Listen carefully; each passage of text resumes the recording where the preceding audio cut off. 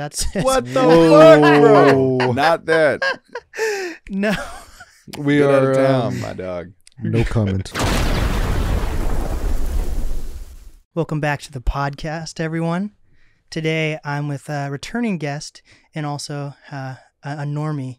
I call normies people who aren't in the music scene, whether that's Seattle or just the music industry in general. I've been talking a lot on the podcast lately about trying to connect different entities and media and community together. And this is the first take for me to have just a normal person on the podcast. Joe. Hey, Joe. Hey. And I'm also here with Carter Costello. I can't say for sure if people have listened to the Carter Costello episode. That was when my podcast was the Triple H NAST podcast over 3 years ago, BC even. So if you guys have seen that, or I guess only heard it was only audio, you're a real one for that. But yes, I'm here with Carter Costello and Joe Ubaldi. I've known of Joe since like, I don't know, middle school or high school. Yeah, something like that. That sounds about right. Yeah. Me and Joe have recently become close buddies in the past couple of months. Me and Carter, on the other hand, like I said, I've known him for 3 years. And we reconnected about a year ago when I invited him to the NAST Live at the vape shop, if you guys were there. So how you guys doing? Man, exquisite. Yeah. Dude, it's great to be back on. With video now, man. It's kind of... Yeah, this is fucking high tech in comparison. Yeah. How it was before. Yeah, it was crazy. Like I would like set up like studio lights and everything looked professional at the other studio, but there was no camera involved. So I just had like blinding lights on people's eyes for like no awesome, fucking man. reason. You recorded it on your phone. Yeah.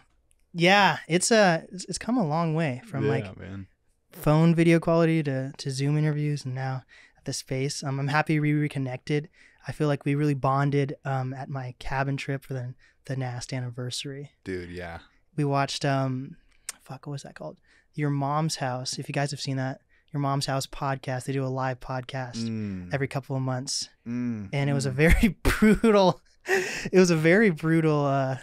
show. Basically, Your Mom's House, they show fucked up videos and they kind of review them basically. Yeah. And the live version is only shown on their website because of how gnarly the videos got. But after you watch a man jack off with scissors in his dick, bro, you build a different type of bond. Whoa. And I feel like Carter's a friend and artist that truly like follows up with me. I talk to a lot of people and you'd be surprised how few people follow up. So not in a bad way, people just get busy, but like it definitely, he holds a dear place in my heart because of the fact that he follows up. And we're about to throw our first concert together, which is super exciting. Dude, yeah. It's fucking crazy. Is this you've thrown shows before? You're an artist, so I'm guessing like, can you even know how many shows you've thrown at this point? I mean, honestly, I'm not sure. I've only curated my own a couple times. Okay. So this is still like something that's new to me. And at the homegrown space, it's like a whole, well, I had Baby's show. Okay. You know, Baby's been on the podcast. I think that the episode's called A Dominatrix and Jesus Walk Into a Bar. That shit was on with Baby and James. Yeah. Bro. Fuck yeah. No, but I had their show. And then we had James's birthday party, and I had a memorial for my friend Jaden. That was the first like big gathering we had at the space. So this is the first show like homegrown. Right. The first homegrown show, like the house show. Yeah. And first NAST show, to be honest. Like I haven't done, this is my first time curating people either. And it's really funny because everyone except Cayuga and Lurk Wellington taking a chance on these people. I haven't even met them yet. Dude, they're sick. I trust you. They're everyone else, there's about 5 acts. Everyone else has been on the show before. So that's kind of the next step in the NAST podcast community is actually putting people together for a show. And like I said, this is the next step in the podcast, having normal people like Joe on. So Joe, tell the people what you do. I'm a mechanic. I work at a mechanic shop. It's called Mudari Motorsports. It's up in Kirkland. I work on the mechanic side, obviously. Then we have the dealership side as well too. Pretty much what we do is we buy cars at auction, fix them up, and resell them. Hell yeah. Oh, yeah. What got you into mechanicking? Is that the right word? Yeah. No, just through high school, junior year, I talked to my advisor. Forgot what his name, Hernandez or Mr. something. Okay. He showed me this auto tech course that they had at like Washington Institute of Technology, and rest is history. Took a quick look at their school, threw me in some classes, and ended up loving the auto side at least. Oh, I didn't even know you can go to school for that. I didn't even. Yeah, trade school. Okay, that makes sense. Yeah, I mean, I did that 2 years. I did, the auto classes. They took me through all of what's known as a ASE, which is Automotive Service Excellence. They took me through all their courses that they have. Very specific, like brake, steering, suspension, engine rebuilding, different things like that. They took us through every single one of those in about 2 years. 90% of the work that we do is all hands-on.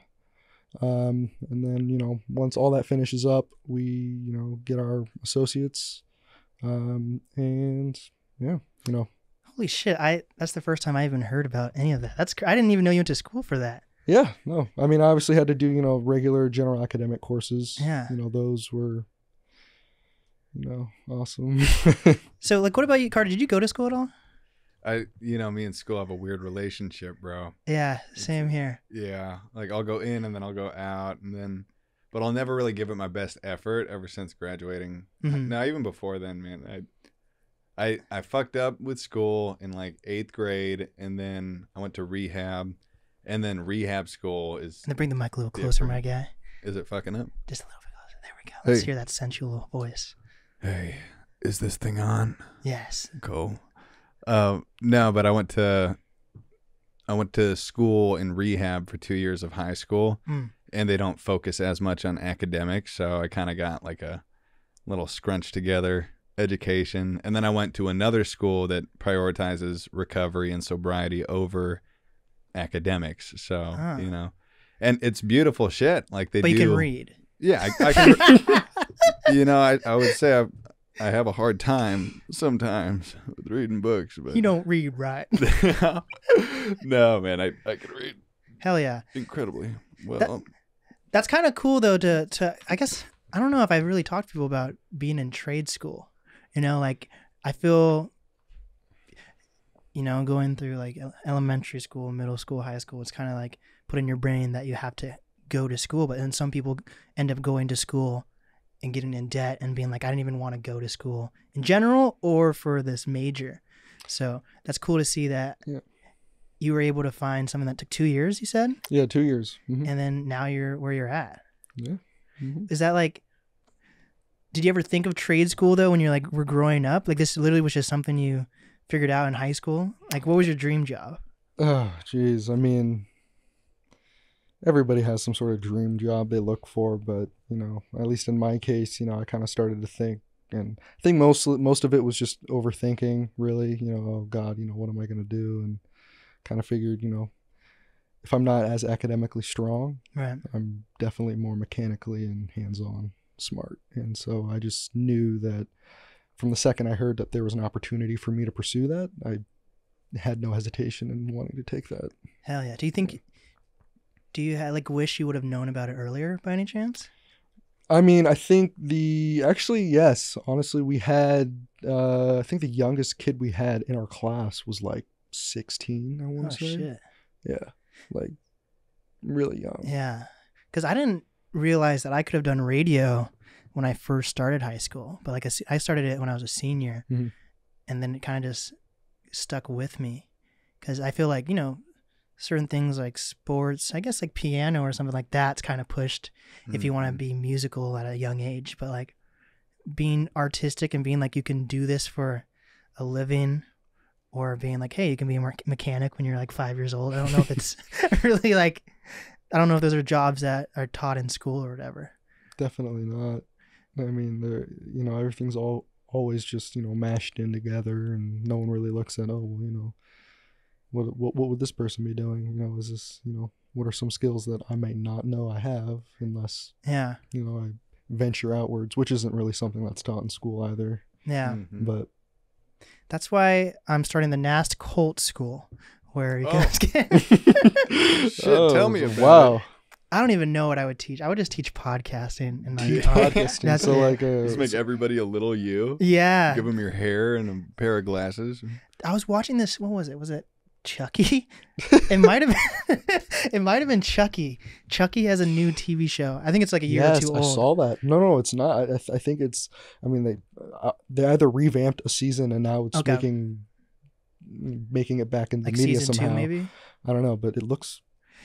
No, I was- definitely didn't hear about it last Halloween. I'm pretty sure it's in Chucky where there's like a podcaster kid in the Really? TV show, and he's like a little black kid. No. And I'm like, holy What's shit. his name? Like Fucking Al. I don't know. begins with a B or something.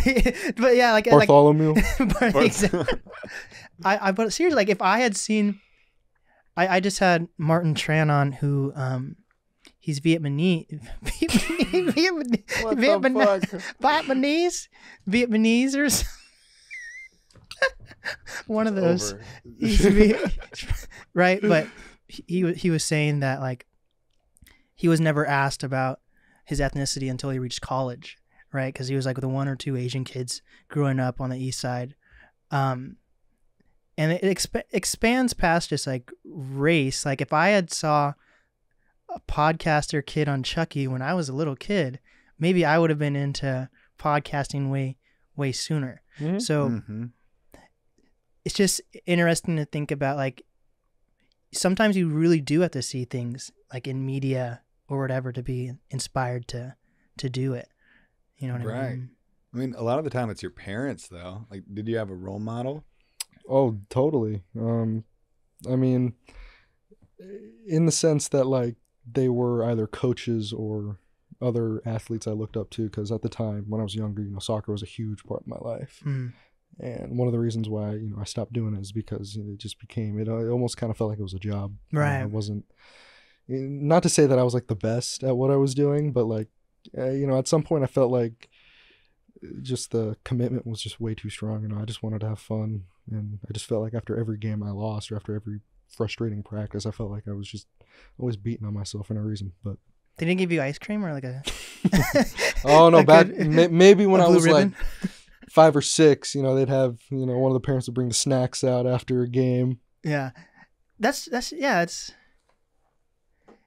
it's interesting because I guess no one's going to force you to be an artist or you to be a mechanic or Right. me to be a podcaster. But like I used to be obsessed with like reading, right? Like to the point my parents would like come into my room at like 4 a.m. and I'd be like under my blankets reading Harry Potter or some shit. You know what I mean? Like I was an intense reader, but as soon as like reading became like a mandatory thing in school, Oh, dude. I haven't read a book since. Dude, Yeah, dude. don't even get me started on that. Oh my God. I literally haven't I haven't sat down and read like a page of a book for like, Yeah. since I was maybe in like middle school or something. Yeah. Everything else in high school, I just said I read. Oh shit. Yeah. And And he then barely graduated. I'm just kidding. I barely graduated. Yeah, Yeah. pretty much. We ain't no reader. We aren't readers in here. I I rather like might be a little bit illiterate. I'm to the point though, like you can like look up answers on Google, but I rather like look something up on YouTube. I want it to be like a minute long tutorial. I don't want to be like a 20-minute tutorial on how to do Dude, something. I was thinking the but- other day, like, what if somebody made like a YouTube channel, but each video was only like a couple seconds, each video corresponding to like a frequently asked question. I think that's and then what you could- reels are. Yeah, they have No. shorts now. Shorts. Oh, well, YouTube shorts. shorts? now. Oh yeah, well that too. But you're saying like a series, you're saying. or just something. You just go on like their YouTube channel, just look up a quick question or something, and just have have it answered to you in like 5 to 10 seconds. YouTube Q&A. That's the next big thing, bro. Right, it's gotta be right. Yeah. Yeah, I just been really thinking about like how someone decides what they want to do with their life. it's a big topic, of course. Well, But, think about it like a long time, like I mean, I don't know, maybe like 100 years ago or something. Jobs were pretty, at least I think were set. You either did this, or this. Mhm. Nowadays, the world's changed so much, and especially in business terms, where you could end up doing literally fucking anything. I feel like it's a lot easier nowadays to kind of go with the flow and to be more acceptable with the amount of pay you get, with certain jobs. But it's also, I don't know if romanticize is the right word, but it seems like a lot of things seem like they're easy to do. And like a lot of people, totally. But a lot of it's like way harder than you think, which is also, but I guess maybe we want that in society for it to seem like it's a possibility. We wouldn't want everybody to be fucking, millionaires, because, what comes from that? I don't know, but then you look at like what's going on in Seattle, even like people are still super understaffed wherever you go. It's because of the tech, man. Fucking Amazon. I don't know if it's tech. It's all the way. No, it has to do with COVID, I think. Because everyone got the stimulus. People got stimulus checks, right? I feel like we're at a time where it's kind of like, I feel like it's still, it's already past saying, it's because of COVID. I feel like it's a butterfly effect. There was effect. a big effect, bro. No. I'm saying like just like now though. I feel like we're almost 3 years into the I don't know pandemic. People are still we're not even technically in a pandemic anymore. I don't know. My great aunt. Well, I'm pretty sure it's been declared that we're not in a pandemic. Don't listen anymore. to Joe Biden. Declared. Who Joe Biden. This, you saw? No, you didn't see that. Joe Biden was like, "The pandemic's over." The pandemic is over. We still have a problem with COVID. We're still doing a lot of work on it. But the pandemic is over. No, bro. I mean, there's trickle down from everything. 100%. Oh yeah. Shit Exactly. happens, Totally. like all these 7-Elevens. Maybe I don't know up what I'm and talking about. fucking. That's why I'm getting a new studio. Literally, this program. I guess I haven't talked about it on the podcast yet. And so basically I was selected to get a new studio space. And there's a few storefronts that are available, but there's still another trickle down step where only certain people who were selected actually get a space. Yeah. So I'm still trying to bring it to fruition. That for sure is going to happen. I had Martin Tran on from Seattle Restored. So like I'm building the relationship with the right people to make sure it happens. But the only reason why Seattle and Seattle Restored are giving these pop-up storefronts to people is because those storefronts have closed down due to COVID, So there is definitely like trickle effect. Or like, I guess I haven't been to the Ave much before. Actually, I didn't know what the Ave was until last year. I don't even know what the Ave is. This is the Ave. We're on the Ave, University District. This is called the Ave. This is where all the college kids hang out. So I can't. I was about to say I saw a ton of college kids when I was growing up. The UW's right there. Yeah. But like, would you, Carter? Have you been you've been on the Ave before? Yeah. Pandemic. Would you say like the homeless population has increased since? I mean, yeah, probably. So it's just like I'm not ragging on homeless people right now. I'm just saying like you see like all these effects from COVID and people being displaced, businesses closed down. So I'm just saying you're a stupid idiot for Sam's kidding. Yeah, no, maybe I'm just a fucking dumbass. Yeah. No, bro. Yeah, no. It's a weird thing though. I don't know, man. It's a weird thing where I feel like a lot of people who live in Seattle who weren't happy with Seattle before are just 10 times more unhappy and like want to leave Seattle. More bitter. And shit stayed the same price for everything. Like if you're trying to buy something. Yeah. The inflation didn't go down except for like housing and shit. Yeah. In some places it went up too. Right. Like there's a lot of apartment complexes in downtown Seattle, like penthouses and stuff that are like completely empty because no one can afford to live there. Right.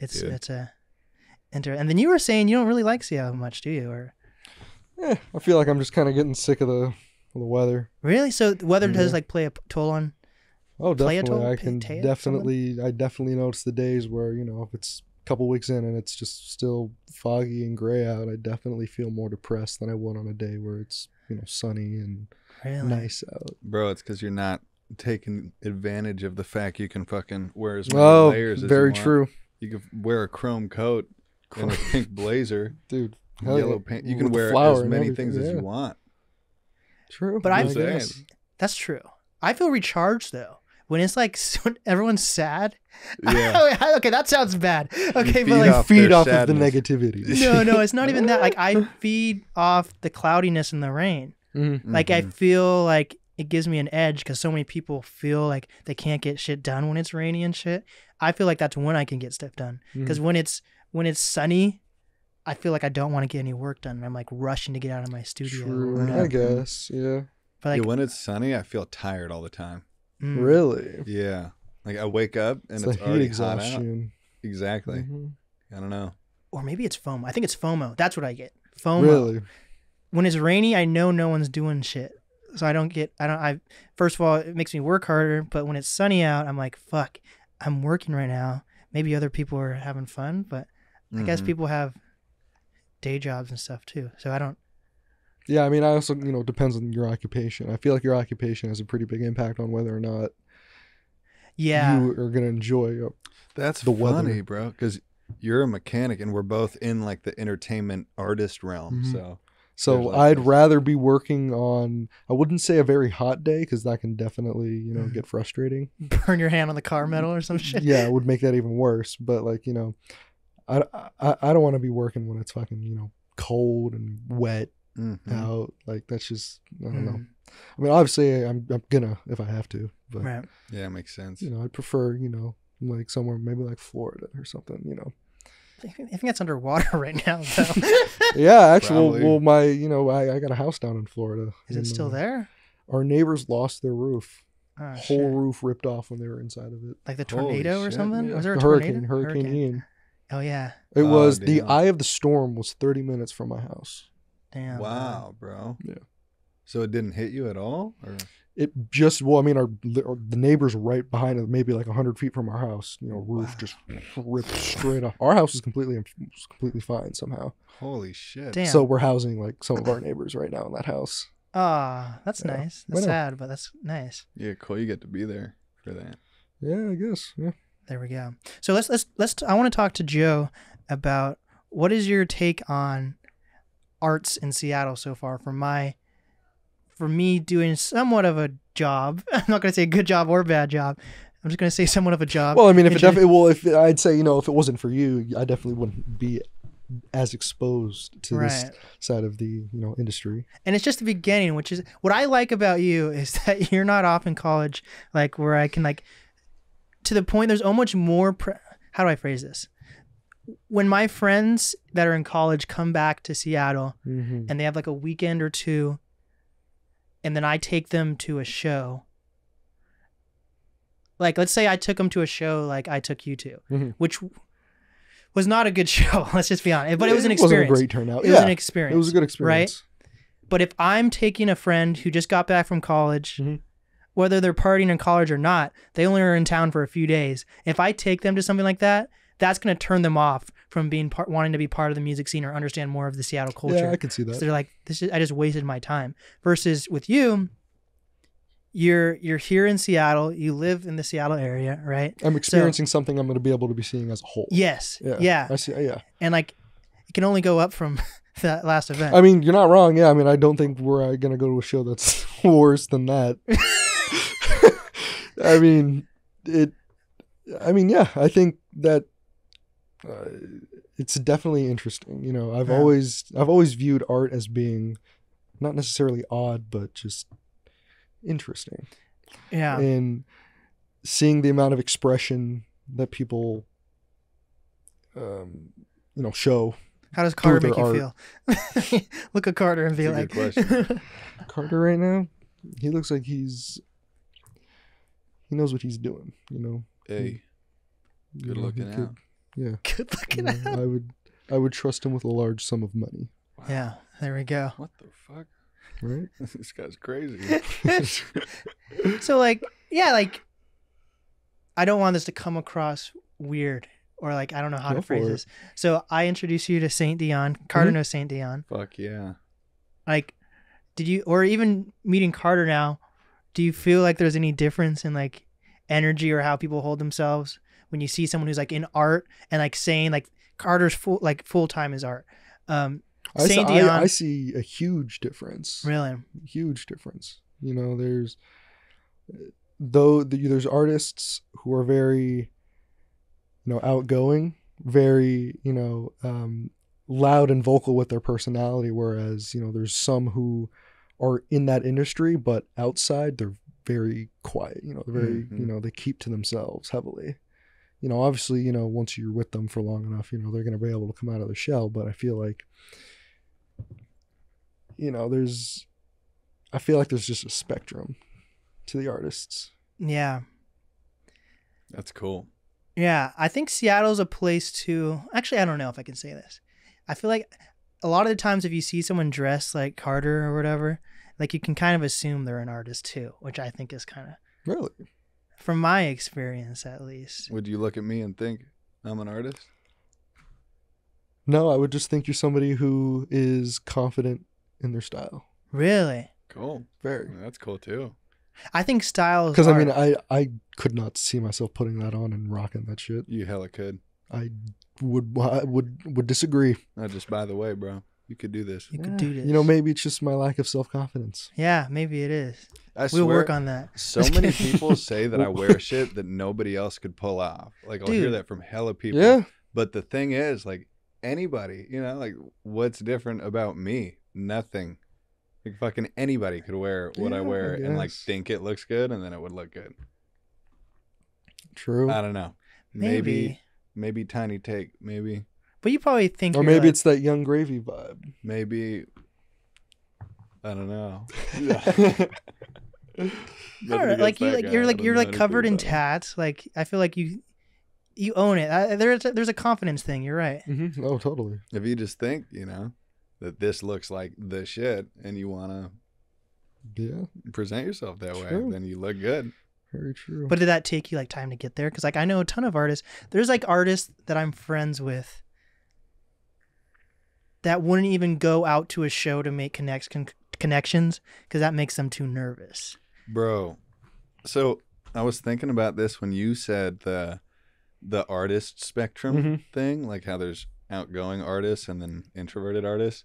Like for me, naturally, I'm introverted as shit, you know, like I'm scared of what you think about me. Like, Really? when I'm walking down the street, you know, like I'll fucking, like if I trip on something, I'm looking around saying like, did anybody see that? But I'll try my best like to shove that shit down, you know, or Mhm. like, I don't know, not shove it down, but move past it. And that's kind of Okay. why I dress and act in an outgoing way, period, to like get myself out of this mental funk that I'm in, I see what you're saying. Yeah. you know? So yeah, I just thought that was interesting. Yeah. And that kind of answered that. Whoa. Okay, then how did you get to that point where you felt like you can do that and be outgoing? And that I could be mean- inspiring for other artists or even like Joe. Like Joe Yeah. wants to, I'm not saying Joe wants to dress like you, Yeah, but like it that's a might- good, because that's a mental note you have to make to be like, hey, I feel self-conscious or I'm kind of in a shell. So I'm going to be the change I want to be or whatever. Make whatever that saying is. You know what I mean? I'm the Yeah. worst with sayings. No, right. I mean, be the change you want to see. Oh shit, I got it right. But I think kind of with recovery, you Uh-huh. know, like I experienced enough pain, period, in general life where I gave up, you know, and I was willing to do anything to change how miserable I was or get myself out of this hole that I dug myself. And with that, it comes like constant rebuilding. You know, you need to look at shit that's fucking up in your life and like think, how am I going to fix this? Because if I wake up another day and experience something this shitty, I'm not going to want to do it again. And Yeah. that's suicidality, you know? So it's Mhm. like I either got to put on this funky blazer or die, Yeah. you know? Not in like that black and white of terms, but in a sense, it's kind of like that, you know? Live in my shell or, you know, challenge myself. That's what's so difficult about life. Like you always have to like make a mental note to do something to get better. Dude, Versus yeah. just like, why can't I just wake up and be better? Yeah, right. How That's come you can't fucking just hard. flip a switch and everything's fucking okay? It doesn't work. That's very, very true. But it can be, you know? So with you, Joe, with this little taste that we've given you so far of the artistic culture in Seattle, why do you think you didn't know about it beforehand? I wouldn't say I didn't know about it beforehand. Okay. But because I feel like I was mostly exposed to a lot of the arts and different things like that through my mom. You know, my mom would always take me to the Seattle Art Museum, or you know, we would just do you know, the opera or something, or she's taking me down to the theater on what avenue is it? Fifth Ave? Yeah, Fifth Ave. I feel like a lot of that's more, I wouldn't say adulty, but definitely more from a young person's point of view and perspective on things. You know, the more hip side of art and everything like that in the music industry, I've never really looked into it as much. I don't think it was. I mean, I feel bad saying like it wasn't something that intrigued me, but it was something that I never gave a chance, and I kind of regret not doing so. Yeah, but it's an interesting thing because like you'll see like this is general for like not just you, just anyone. Like you'll see your favorite artist come to town, or if there's a movie with your favorite actor, you're gonna go see that, but you're not gonna most likely go to Seattle Film Festival or see like a local band at a bar. So from your outside perspective, why do you think certain people aren't really drawn to that? Because like for a Seattle artist to thrive, or an artist in any city to thrive, they need an audience. But like sometimes it's even hard.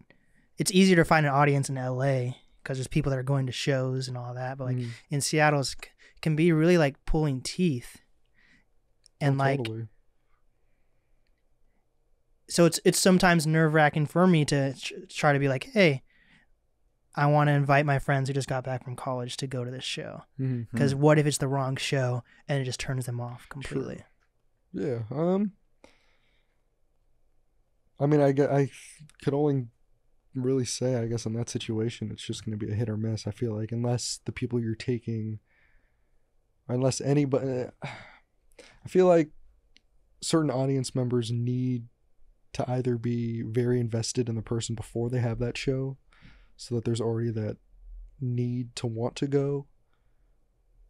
But I feel like just most people, like including myself, just have never really had a desire to go and to experience that, because, you took me to that one show, and, that was the first time I'd ever been to anything like that. And it obviously makes me want to, go out and see more of stuff like that, because it is interesting. And like I was saying earlier, I wish I would have pushed myself to have gone just to go see, a small time show somewhere when I was younger. So that way I could have been turned on to it, earlier.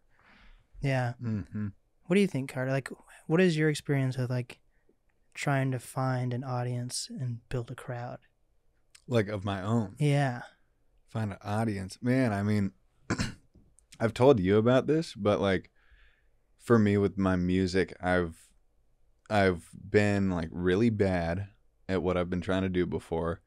And then I got more into myself, and got better, but still what I was doing was weirder, it's like more me and less something that people will hear and think that they could do too. Because like I can't do what you do, and people can't do what I do, because we're all individual in terms of art, and that gave me like this separative feeling, where like I'm over here and I can't make music with people, and it was a really unsure place, like who's gonna listen to this music that I'm making, but I think it comes with just showing who you actually are as a person, as an artist.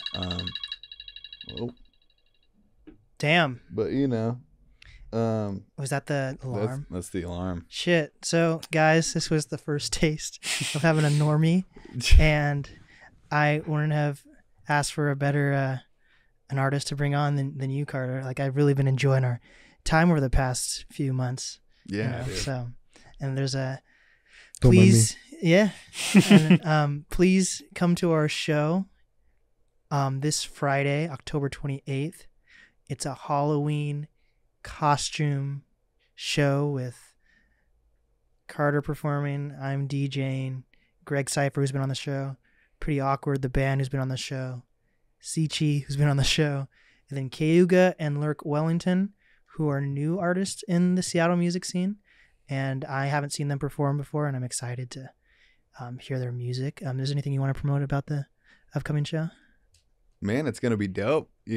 Pull up, wear something fucking weird. My friend Amina's coming up from LA, and she's gonna bring her pole to dance on, and she's gonna be in the middle of this mirror room, so like welcoming everybody in. And my friend Una, who goes to UW over here, is gonna be a bloody ballerina, just freaking people out and shit. And Yeah, I mean, it'll be sick, you know? Yeah. We're doing like a fun pumpkin carving thing, so you can come. We're calling it jack-off lanterns, so you can carve a dick or a vagina into this pumpkin. Oh shit! You know, I don't know, just do fun, like weird, quirky shit and Oh, and break your shell. tattoos.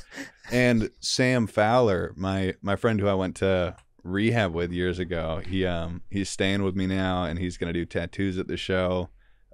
He's doing a jack-off lantern design. I think it's like a dick with some pumpkins around it, and then candy corn coming out of it. Oh, It's nice. fucking awesome. But Fancy. other shit, if that's too much for you, If it's too much, you only get 3 options: you get 3. penis pumpkin, the NAST logo, or the homegrown in the basement logo. There'll probably be something else, you know. A little taste for everybody. Mhm. And that's it. What the Whoa. fuck, bro? Not that. No, We Get out are of town, my dog. no comment. I'm dead. Okay, Further comments will Oh get me in my none trouble. God. of none of that. Not that. That'll be bleeped, To guys. clarify. Maybe not. Okay, so Carter, where can people find you?